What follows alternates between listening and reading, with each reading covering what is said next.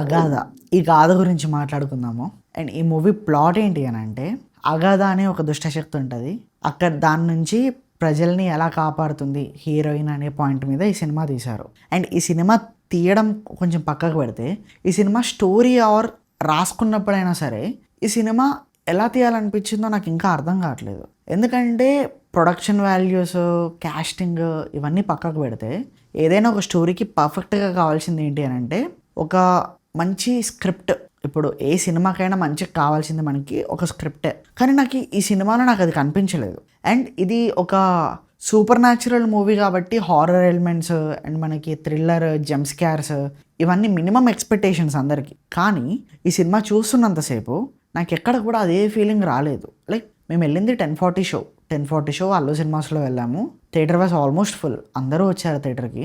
చూస్తున్నంతసేపు ఏమైనా జరుగుతుందా అనే చూసా. ఏం జరగలేదు. ఈ సినిమా పర్ఫార్మెన్సెస్ వైజ్గా మాట్లాడుకుంటే కామాక్షి భాస్కర్ల గారు స్టోరీకి తగ్గట్టు తను ఎంత ఎఫర్ట్స్ పెట్టాలో అంత పెట్టేసింది. అండ్ మన మెయిల్ లీడ్, మన తర్వాత మిగతా క్యారెక్టర్స్ కూడా వాళ్ళకి ఉన్నంత స్కోప్లో దే ట్రైడ్. అందరూ దే ట్రైడ్ అంతే. కానీ సినిమా స్టోరీని బాగాలేనప్పుడు ఎంతమంది ఎంత ట్రై చేసినా కూడా ఏం లాభం? బొక్కలాగానే ఉంది అక్కడ.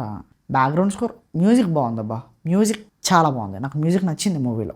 ఆర్ఆర్ అయినా లేకపోతే లైక్ ఆ మ్యూజిక్ ఇవ్వడమైనా సాంగ్స్ కూడా అంతేం లేవు అనుకుంటా. ఆ ఫ్లోలో అట్లా వెళ్ళిపోయింది, కానీ సాంగ్స్ ఏం లేవు మూవీలో. మ్యూజిక్ చాలా బాగా కొట్టారు ఆర్ఆర్. ప్రొడక్షన్ వాల్యూస్ చూపించడానికి చాలా బాగా ట్రై చేశారు.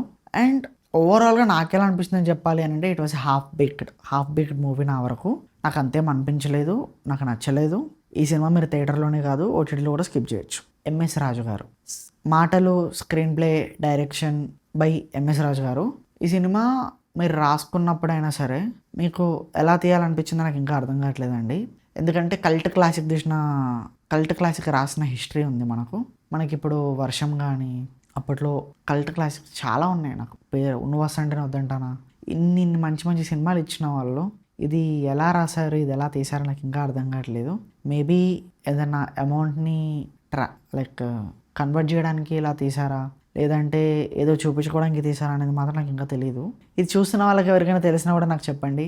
ఒకవేళ మీరు చూస్తే, ఒకవేళ నా ఒపీనియన్ మీకు నచ్చకున్నా ఆర్ ఎల్స్ ఒకరు చెప్పేది ఏంటి నేను వెళ్ళి చూస్తాను అని మీరు అనుకుంటే మీకు ఎలా అనిపించిందో కింద కామెంట్స్లో చెప్పండి.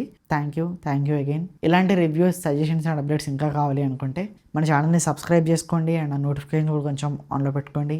Thank you and wells another day మావా. బాయ్.